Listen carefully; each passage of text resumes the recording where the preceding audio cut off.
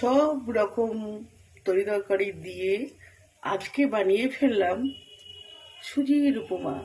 তো তোমাদেরকে এর আগে আমি দেখিয়েছি বা এর আগে তোমাদেরকে বলেছি যে কি এখানে দিয়েছি। তো সমস্ত ধরনের এখানে রয়েছে, কি রয়েছে, সমস্ত ধরনের রয়েছে এখানে সবজিপাতি, এবং তার সঙ্গে রয়েছে অল্প তেলে, দেখেই বুঝতে পারছো অল্প তেলে। এবার গ্যাসটা দেখো কতটা ধিমে রয়েছে, একদম ধিমে, দেখো ধিমে দিয়েছি। তো সুতরাং গ্যাসটা অত্যন্ত অল্পতে একদম বানাতে হবে।